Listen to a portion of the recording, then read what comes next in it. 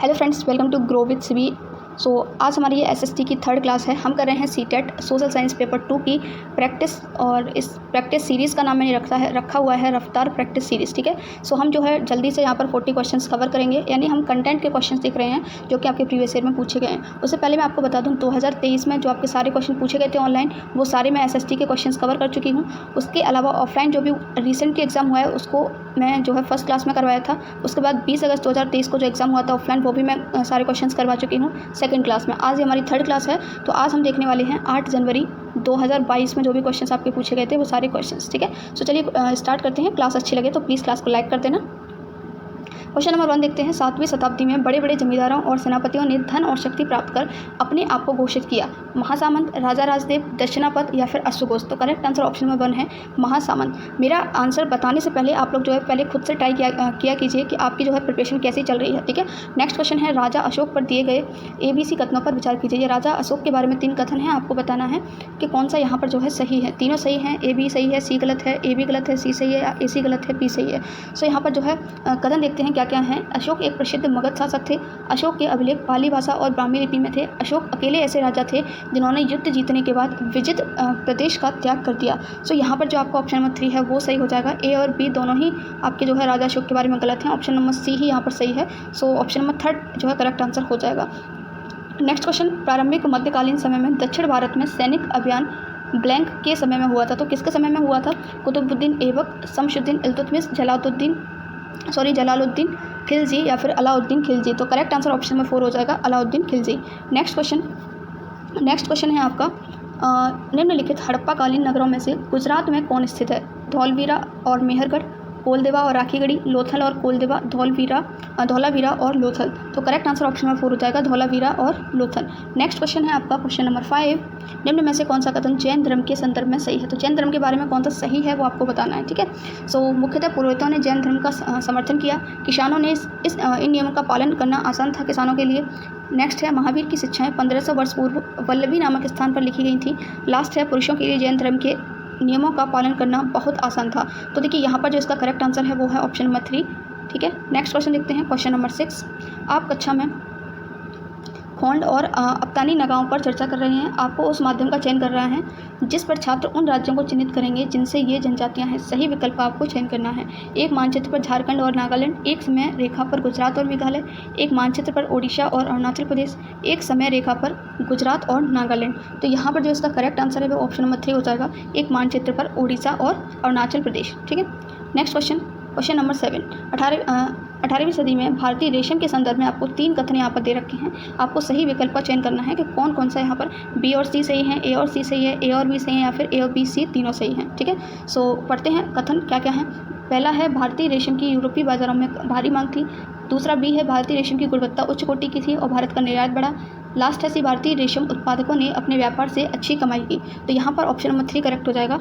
A और B कथन आपके सही हैं, C कथन आपका सही नहीं है। ठीक है, next question, east India company के संदर्भ में निम्न कथनों A और R को पढ़े, यानी कथन और कारण वाला क्वेश्चन है। कथन क्या है? 18वीं सदी के उत्तरार्ध में कंपनी ने कृषि में निवेश बढ़ाने की जरूरत पर बल दिया। कारण क्या है? अर्थव्यवस्था संकट में थी और कंपनी अपनी राजस्व आय को लेकर आश्वस्त नहीं थी। तो इसका यहाँ पर आपको करेक्ट आंसर बताना है। तो करेक्ट आंसर ऑप्शन नंबर 1 हो जाएगा। देखिए A और R दोनों ही सही हैं और यहाँ पर जो रीजन है वो इसकी सही व्याख्या कर रहा है। नेक्स्ट क्वेश्चन देखते हैं। निम्न व्यक्तियों में से किन्होंने 19वीं सदी में विधवा विवाह के समर्थन में सार्थक भूमिका निभाई? तो विधवा विवाह के बारे में किसने निभाई थी? राजा राममोहन राय, हेनरी डेरोजिए ने, ईश्वरचंद्र विद्यासागर, वीरेश निगम पंतलू ने, विवेकानंद और पेरियार ने, या फिर राज सुंदरी और रुकैया सखावत हुसैन ने। तो करेक्ट आंसर ऑप्शन नंबर 2 हो जाएगा, ईश्वरचंद्र विद्यासागर और वीरेशलिंगम पंतलू ने। नेक्स्ट क्वेश्चन, सत्यशोधक समाज की स्थापना किसने की? तो आई होप कि इसका आंसर सभी को पता होगा। करेक्ट आंसर हो जाएगा ऑप्शन नंबर 1, ज्योतिबा फुले ने। ये आपका क्वेश्चन रिपीट हुआ है। ठीक है, नेक्स्ट क्वेश्चन, निम्न कथनों में से कौन सा औपनिवेशिक काल में जाति सुधारों के संदर्भ में सही है? प्रार्थना समाज की स्थापना 1867 में बंगाल में हुई। दूसरा, हेनरी डेरोजियो ब्रह्म समाज के एक मुख्य अग्रणी थे। तीसरा है सिंह सभाओं ने सिख धर्म को जाति भेदभाव से मुक्त कराने का प्रयास किया। और लास्ट है आपका पेरियार ने वैदिक शास्त्रों से उद्धृढ़ करते हुए जाति विभाजनों के विरुद्ध दलील दी, यह पक्ष रखा। तो करेक्ट आंसर इसका ऑप्शन नंबर 3 हो जाएगा। ठीक है, नेक्स्ट क्वेश्चन देखते हैं। नेक्स्ट है आपका ब्रिटिश प्रशासन में, ये देखिए आपके ब्रिटिश प्रशासन के बारे में आपको कथन और कारण दे रखे हैं, ठीक है। आपको बताना है दोनों सही हैं या सही व्याख्या कर रहे हैं नहीं, ठीक है। कथन कारण वाला क्वेश्चन है ये। सो कथन क्या है, भारतीय राष्ट्रवादी आंदोलन के नरमपंथी चाहते थे कि सिविल सेवा की परीक्षा भारत और लंदन दोनों में आयोजित की जाए। कारण क्या था, वे चाहते थे कि कुछ सामाजिक गुटों से लोगों को ब्रिटिश प्रशासन में अवसर दिए जाने चाहिए। सो यहाँ पर जो इसका करेक्ट आंसर है वो ऑप्शन नंबर 3 हो जाएगा। ए तो सही है लेकिन आर यहाँ पर यानी कि रीजन यहाँ पर आपका गलत है, तो ऑप्शन नंबर 3 आपका यहाँ बिल्कुल सही है। नेक्स्ट क्वेश्चन, निम्न में से कौन से कथन रॉल्ट एक्ट यानी कि रॉलेट सत्याग्रह के बारे में सही है। 4 कथन आपको दिए रखे हैं, चारों को पढ़कर बताना है कि रॉल्ट एक्ट के बारे में कौन कौन से सही होंगे, ठीक है। सो एक एक करके पढ़ते हैं। यह पंजाब और उसके आसपास के क्षेत्रों में हुआ जिसके कारण जलियांवाला बाग वाली नृशंसता हुई। दूसरा है हिंदू और मुसलमान दोनों ने एकजुट होकर भागीदार की थी इसमें। तीसरा है यह अभिव्यक्ति की स्वतंत्रता जैसे मौलिक अधिकारों से वंचित करने का विरोध करना था।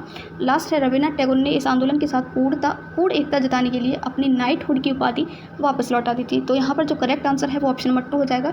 ए, बी और सी ये तीनों कथन जो है रॉल्ट एक्ट के बारे में सही है, डी आपका यहाँ पर गलत है। नेक्स्ट क्वेश्चन फिर से आपका कथन और कारण वाला है। कथन क्या है, स्वतंत्रता के शुरुआती दशकों में भारत उद्योगों पर जोर दिया गया और अर्थव्यवस्था सरकारी दिशा निर्देशों से चली। कारण क्या है, एक बड़ी जनसंख्या को गरीबी से मुक्त करना और तकनीक और औद्योगिक विकास पर आधारित आधुनिक देश का निर्माण करना एक महत्वपूर्ण लक्ष्य था। तो यहाँ पर देखिए इसका जो करेक्ट आंसर है वो ऑप्शन नंबर 1 हो जाएगा। ये दोनों ही यहाँ पर सही हैं, रीजन भी और कथन भी, ठीक है। और आर यानी कि रीजन जो है इसकी सही व्याख्या कर रहा है किसकी, कथन की। सो नेक्स्ट क्वेश्चन देखते हैं अभी। असंख्य छोटे पिंड जो सूर्य का चक्कर लगाते हैं तथा मंगल व बृहस्पति की कक्षाओं के बीच पाए जाते हैं वे क्या कहलाते हैं। तो आई होप कि इसको तो कोई भी गलत नहीं करेगा। इसका करेक्ट आंसर आपका हो जाएगा ऑप्शन नंबर 4। इनको हम कहते हैं क्षुद्र ग्रह, ठीक है। नेक्स्ट क्वेश्चन, कौन से देशांतर को भारत के लिए मानक यामोत्तर माना जाता है। तो मानक यामोत्तर किसको माना जाता है वो आपको बताना है। तो करेक्ट आंसर हो जाएगा ऑप्शन नंबर 3, 82 1/2 डिग्री पूर्व, ठीक है। नेक्स्ट क्वेश्चन, निम्न कथनों में से कौन सा ऋतुओं में परिवर्तन की व्याख्यान के लिए सही है। यानी कि ऋतुओं में परिवर्तन होता है वो क्यों होता है उसके बारे में 2 कथन यहाँ पर दिए गए हैं। आपको बताना है कि सही इसमें से कौन सा है, ठीक है। सो पहला क्या है, ऋतुओं में परिवर्तन पृथ्वी के चारों ओर सूर्य की स्थिति में परिवर्तन के कारण होता है। दूसरा क्या है, जब उत्तरी गोलार्ध सूर्य की तरफ झुका हुआ होता है तब कर्क रेखा वाले गर्मी क्षेत्रों में गर्मी अधिक होती है।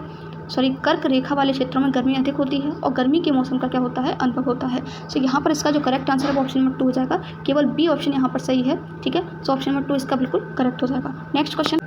नेक्स्ट क्वेश्चन है आपका, जब ग्रीनविच पर 2 अपराह्न का समय हो तो 45 डिग्री पश्चिम में क्या समय होगा। देखिए सेम एग्जैक्ट क्वेश्चन कल रिपीट हुआ था, वहाँ पर क्या पूछा था 45 डिग्री पूर्व में क्या समय होगा, ठीक है। सिर्फ डायरेक्शन चेंज हुई है। आपको एक बात यहाँ पर याद रखनी है, जब पूर्व की बात हो तो हर पूर्व में समय हर मेरिडियन को पार करने में 4 मिनट आगे होता है। क्या होता है, 4 मिनट आगे होता है। लेकिन जब पश्चिम की बात हो तो क्या होता है, 4 मिनट पीछे होता है। तो यहाँ पर पश्चिम की बात हो रही है। तो देखिए 1 डिग्री में आपका क्या होता है, 1 डिग्री इक्वल्स टू 4 मिनट, ठीक है। तो 45 डिग्री आपका क्या हो जाएगा, 45 डिग्री इक्वल्स टू हो जाएगा 4 × 45, यानी कितने मिनट हो जाएंगे, मल्टीप्लाई करेंगे तो आपका आएगा 180 मिनट, ठीक है। तो 180 मिनट मतलब 3 घंटे हो गए आपके। तो 3 घंटे पीछे रहेगा, यानी 2 से 3 घंटे पीछे कर दो तो कितने बज रहे होंगे, 11 बज रहे होंगे। तो ऑप्शन नंबर 3 आपका यहाँ बिल्कुल करेक्ट हो जाएगा। नेक्स्ट क्वेश्चन में आपको देखिए 3 कथन दे रखे हैं, आपको बताना है कौन सा सही विकल्प का चयन करना है, ठीक है। ए क्या है, कथन पृथ्वी का गुरुत्वाकर्षण बल अपने चारों ओर के वायुमंडल को बांध देता है। बी क्या है, वायुमंडल में केवल कुछ गैसें होती हैं। सी क्या है, जैव मंडल पृथ्वी का एक संकीर्ण क्षेत्र है जहाँ केवल स्थल और वायु परस्पर मिलते हैं। तो इसका करेक्ट आंसर है ऑप्शन नंबर 1, केवल कथन ए ही यहाँ पर सही है, बाकी ये दोनों यहाँ पर बिल्कुल गलत हैं। वायुमंडल में केवल कुछ गैसें नहीं होती हैं, बहुत सारी गैसें होती हैं, ठीक है। और जैव मंडल संकीर्ण क्षेत्र नहीं है, बहुत बड़ा क्षेत्र है, व्यापक क्षेत्र है। नेक्स्ट क्वेश्चन देख लेते हैं। नेक्स्ट है हमारा, ध्रुव बर्फ से क्यों ढके हुए हैं। निम्न में से सबसे बेहतर व्याख्या करने वाले कथन का चयन करना है आपको कि ये क्यों ढके हुए हैं, ठीक है। तो पहला है, आत्मन की मात्रा भूमध्य रेखा से ध्रुवों की ओर बढ़ती है इसलिए, या फिर आत्मन की मात्रा भूमध्य रेखा से ध्रुवों की ओर घटती है, या फिर तापमान और आत्मन व्युत्क्रमण पाती है इसीलिए, या फिर गर्मियों व सर्दियों में ध्रुवों पर समान तापमान पाया जाता है इसलिए। तो इसका जो करेक्ट आंसर है वो है ऑप्शन नंबर 2, आत्मन की मात्रा भूमध्य रेखा से ध्रुवों की ओर घटती है इसीलिए, ठीक है। नेक्स्ट क्वेश्चन है आपका, निम्न में से कौन सा वायुमंडल की परतों का सही अनुक्रम है जिनसे पृथ्वी पर उतरने से पहले रॉकेट गुजरेगा, ठीक है। तो यानी कि रॉकेट कैसे गुजरेगा, अब सबसे पहले पृथ्वी से तो रॉकेट जाएगा नहीं, रॉकेट तो पहले ऊपर से आएगा, ठीक है। सो यहाँ पर जो इसका करेक्ट आंसर है वो है ऑप्शन नंबर 3, सबसे पहले बहिर्मंडल मिलेगा, बाह्यमंडल, फिर मध्यमंडल, फिर समताप मंडल, लास्ट में आपका क्षोभ मंडल। सो ऑप्शन नंबर 3 आपका यहाँ बिल्कुल करेक्ट हो जाएगा। नेक्स्ट क्वेश्चन देख लेते हैं। पवन के बारे में यानी विंड के बारे में आपको 3 कथन दे रखे हैं, आपको बताना है कौन सा यहाँ पर सही है, ठीक। सो पहला है, पवन निम्न दाब वाले क्षेत्र से उच्च दाब वाले क्षेत्र की ओर गति करती है। बिल्कुल सेम क्वेश्चन जो है कल रिपीट हुआ है, तो आप खुद देख सकते हैं कितने क्वेश्चन रिपीट होते हैं। प्रीवियस क्वेश्चन आपके लिए बहुत ज़्यादा हेल्पफुल होने वाले हैं। नेक्स्ट है, पृथ्वी का अपने अक्ष पर घूमना पवन की दिशा को प्रभावित करता है। और नेक्स्ट है, पृथ्वी के धरातल के पास घर्षण बल के कारण पवन की गति प्रभावित होती है। So correct answer option number 2 हो जाएगा। बी और सी दोनों कथन यहाँ पर सही हैं, लेकिन कथन ए यहाँ पर जो है गलत है, ठीक है। नेक्स्ट क्वेश्चन देखते हैं। नेक्स्ट है आपका 3 कथन फिर से आपको दिए रखे हैं, आपको बताना है कौन सा इसमें से सही होने वाला है, ठीक है। सो पहला क्या है, नदी घाटी के निकट मानव बस्तियाँ पनपने लगीं और सभ्यता का विकास हुआ। नेक्स्ट, आदर्श आवासीय स्थान के चुनाव में प्राकृतिक दशाओं पर ध्यान नहीं दिया जाता। लास्ट है, शहरों में फैली हुई बस्तियां पाई जाती हैं। तो इसका जो करेक्ट आंसर हो जाएगा वो हो जाएगा ऑप्शन नंबर 1, केवल कथन ए ही यहाँ पर सही है, बी और सी।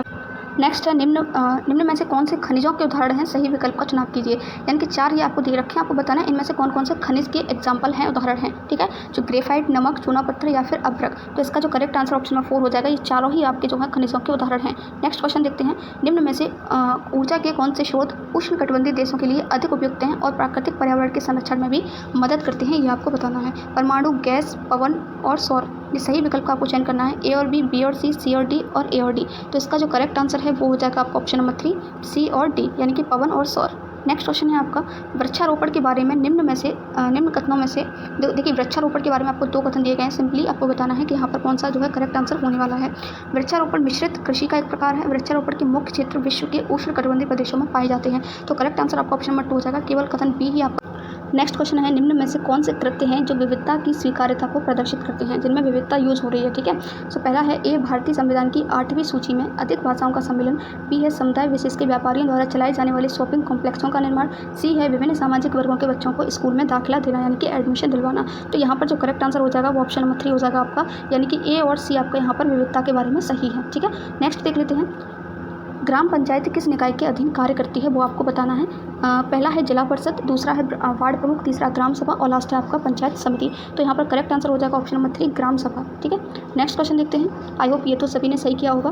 भारत में कृषि श्रमिकों और निर्माण श्रमिकों को भुगतान हेतु न्यूनतम वेतन कौन निर्धारित करता है, ग्राम पंचायत, जिला पंचायत, राज्य सरकार या फिर संघ सरकार, ठीक है। तो इसका देखिए जो करेक्ट आंसर है वो आपका हो जाएगा ऑप्शन नंबर 3, सी और डी, यानी राज्य सरकार और संघ सरकार दोनों मिलकर के जो है न्यूनतम वेतन डिसाइड करती हैं, निर्धारित करती हैं। नेक्स्ट क्वेश्चन आपका हो जाएगा यहाँ पर, दादन व्यवस्था यानी कि पुटिंग आउट प्रणाली की सबसे बड़ी समस्या क्या है, वो आपको बतानी है। जुलाहों के पास बाजार दर की जानकारी न होने की वजह से व्यापारियों द्वारा उन्हें कम पैसे दिए जाना, व्यापारियों को कच्चा माल जुलाहों तक पहुंचने के लिए अतिरिक्त परिवहन खर्च करना, जुलाहों का कच्चे माल की गुणवत्ता पर कोई निर्णय न लेना, या फिर लास्ट है, जुलाहों द्वारा भेजे गए तैयार उत्पादों पर व्यापारियों का कोई नियंत्रण न होना। तो करेक्ट आंसर आपका जो हो जाएगा ऑप्शन नंबर 1 हो जाएगा, ठीक है। नेक्स्ट क्वेश्चन है, एक विशेष क्षेत्र जहाँ के रहने वाले सभी मतदाता अपने प्रतिनिधि को चुनते हैं उसे कहा जाता है, क्या कहते हैं हम, मतदान केंद्र, वार्ड, निर्वाचन क्षेत्र या फिर क्षेत्र। तो सही विकल्प का आपको चयन करना है। तो करेक्ट आंसर ऑप्शन नंबर 2 हो जाएगा, उसको हम कहते हैं वार्ड या फिर निर्वाचन क्षेत्र, ठीक है। वार्ड और निर्वाचन क्षेत्र कहा जाता है उसको। नेक्स्ट क्वेश्चन देख लेते हैं, बाल विवाह निषेध अधिनियम 1929 में निम्न में से कौन से प्रावधान थे। तो ये question as it is repeat हुआ है। आप देखिए आज हमारी 3rd क्लास है और 3 क्वेश्चन जो है रिपीट हो चुके हैं। आप खुद देखिए कितने क्वेश्चन रिपीट होते हैं, इसीलिए मैं कह रही हूँ प्रीवियस ईयर क्वेश्चन करना मस्ट है, ठीक है। बिल्कुल भी आपको प्रीवियस ईयर क्वेश्चन छोड़ के नहीं जाने हैं। सो इसका यहाँ पर ऑप्शन नंबर 1 करेक्ट हो जाएगा। कल भी यही क्वेश्चन मैंने आपको करवाया हुआ था। 16 वर्ष से कम उम्र की महिला और 18 वर्ष से कम उम्र का जो पुरुष है वो विवाह नहीं कर सकता है। नेक्स्ट देख लेते हैं, भारतीय संविधान एक जीवंत दस्तावेज है, इस वाक्यांश से क्या पर्याय यानी कि इसका क्या अर्थ है वो आपको यहाँ पर बताना है, ठीक है। सो यहाँ पर हम देखते हैं, संविधान जीवन के अधिकार को एक मौलिक अधिकार के रूप में सुनिश्चित करता है। संविधान का गठन भारत के लोगों द्वारा किया गया था, ना कि उसे बाहर से थोपा गया था। नेक्स्ट है, संविधान लोगों की बदलती परिस्थितियों के अनुसार विकसित होता है और उनके जीवन में इसका वास्तविक अर्थ होता है। लास्ट है, संविधान एक पवित्र दस्तावेज है और इसीलिए यह जीवित गुरु समान है। तो इसका देखिए यहाँ पर जो करेक्ट आंसर है वो ऑप्शन नंबर 3 है, संविधान लोगों की बदलती परिस्थितियों के अनुसार विकसित होता है। नेक्स्ट देख लेते हैं हम, किस भाग को भारतीय संविधान की अंतरात्मा कहा जाता है। आई होप इस क्वेश्चन को भी कोई गलत नहीं करेगा, ठीक है। सो इसका करेक्ट आंसर ऑप्शन नंबर 2 हो जाएगा, मौलिक अधिकार को जो है हम भारतीय संविधान की अंतरात्मा कहते हैं। नेक्स्ट क्वेश्चन देख लेते हैं। नेक्स्ट क्वेश्चन है, निम्न में से क्या भारत में फौजदारी कानून से संबंधित है। किससे, फौजदारी कानून से। 3 कथन दे रखे हैं आपको। अपराध की जांच के बाद न्यायालय में मुकदमा दायर किया जाता है, ऐसे व्यवहारों या कार्यों से निपटा जाता है जो कानून की दृष्टि में अपराध हैं, या फिर न्यायालय में याचिका केवल प्रभावित पक्ष की ओर से किया जाता है। तो करेक्ट आंसर ऑप्शन नंबर 1 हो जाएगा, केवल ए और बी ही इसके बारे में सही है। किसके बारे में, फौजदारी कानून के बारे में। नेक्स्ट क्वेश्चन देख लेते हैं, अनुसूचित जाति और अनुसूचित जनजाति अधिनियम 1989 के बारे में निम्न में से क्या सही है। तो मुझे लगता है शायद ये क्वेश्चन ना मैंने कल भी आपको करवाया, खुद देखिए कितने क्वेश्चन रिपीट हो रहे हैं, ठीक है। सो पहला देखते हैं यहाँ पर कथन, यह संविधान के अनुच्छेद 17 का संशोधन है। बी, इसमें उन अपराधों की सूची है जिन्हें अपमान के स्वरूपों के तौर पर पहचाना गया है। सी, इसमें आदिवासी और दलित समुदायों की महिलाओं के खिलाफ होने वाले अपराधों की सूची है। लास्ट है, इसमें ऐसे कृत्यों की सूची भी है जिनके द्वारा दलितों और आदिवासियों को वंचित रखा जाता है। तो इसका करेक्ट आंसर है ऑप्शन नंबर 2, बी, सी और डी। बी, सी और डी इसके बारे में सही है, ए आपका यहाँ पर गलत है। तो ये थे आज के SST के 8 जनवरी 2022 में पूछे जाने वाले सारे क्वेश्चंस। आई होप कि आपको क्लास पसंद आई होगी। Thank you so much for watching this video.